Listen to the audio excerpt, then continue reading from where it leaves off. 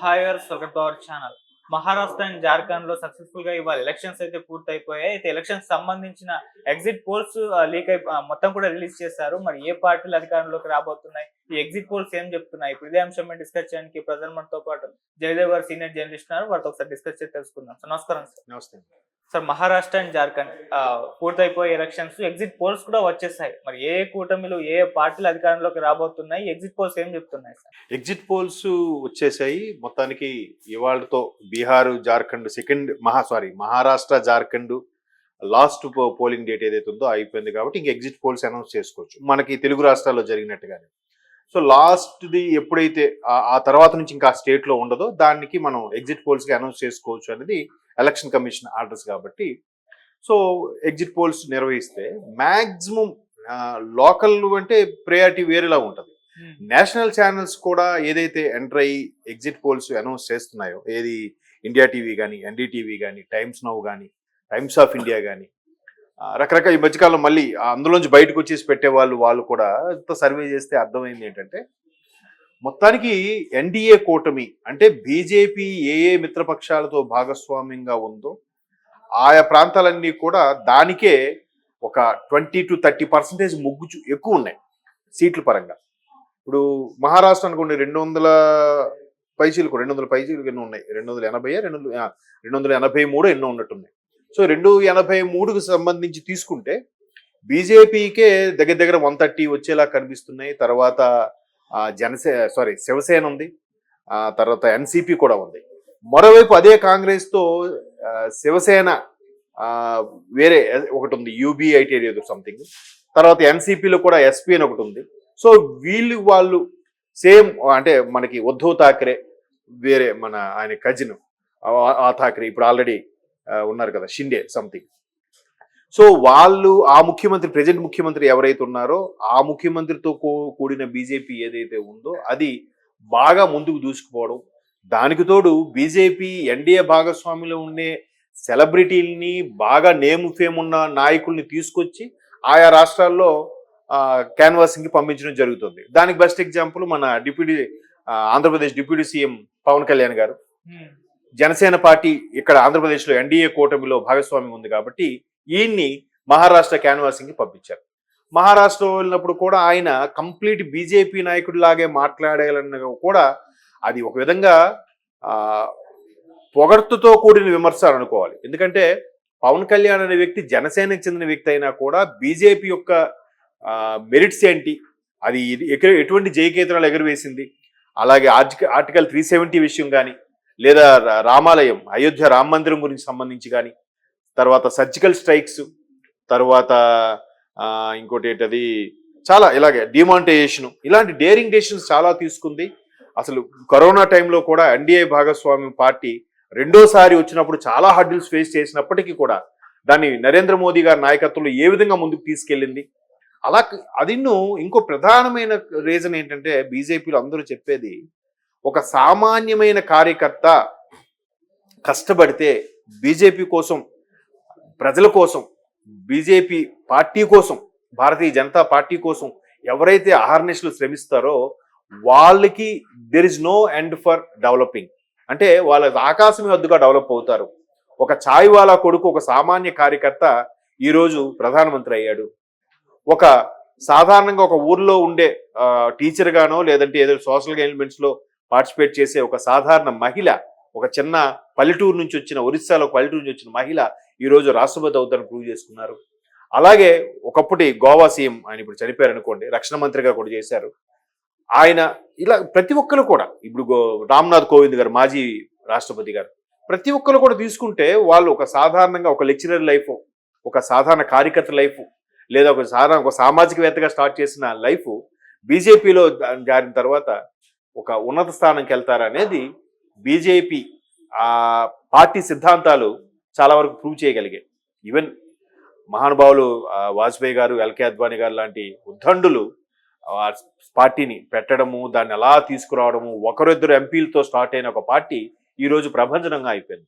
స్థానికంగా ఎవరైతే మనతో కలిసి వస్తారు, మనతో విభేద లేకుండా నడుస్తారు అనుకున్న వాళ్ళతోనే ఇది అవ్వడం.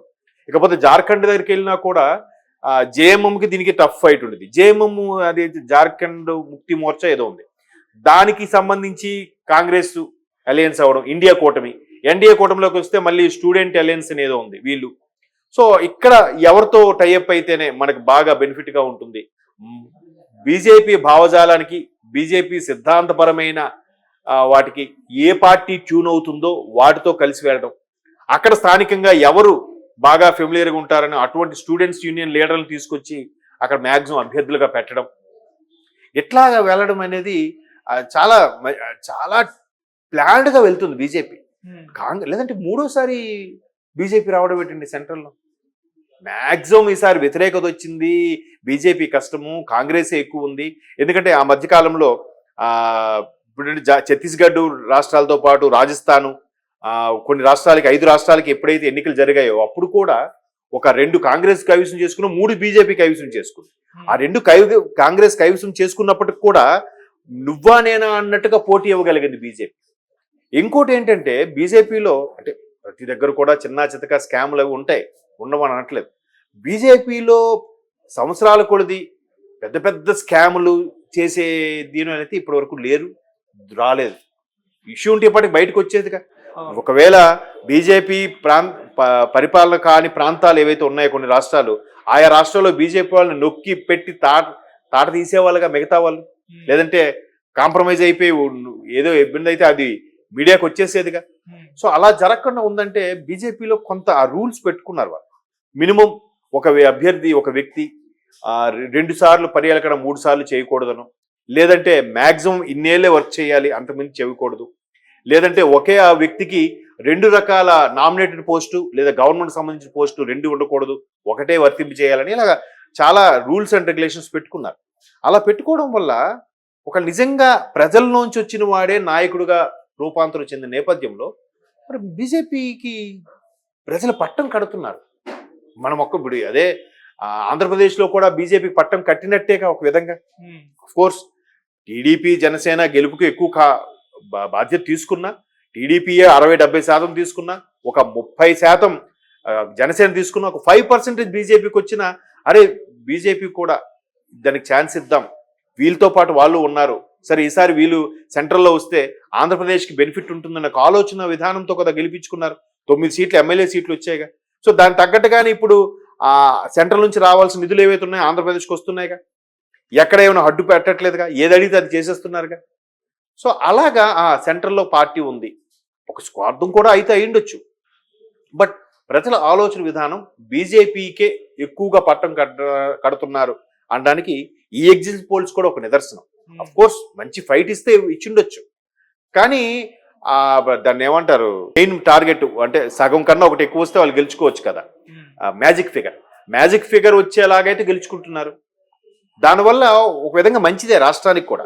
మ్యాజిక్ ఫిగర్ కన్నా కొంచెం ఎక్కువ వచ్చి గవర్నమెంట్ ఫామ్ చేయడం వల్ల ప్రతిపక్షం స్ట్రాంగ్ గా ఉందనుకోండి, వాళ్ళు కూడా ఖచ్చితంగా ఒళ్ళు దగ్గర పెట్టుకుని పనిచేస్తారుగా.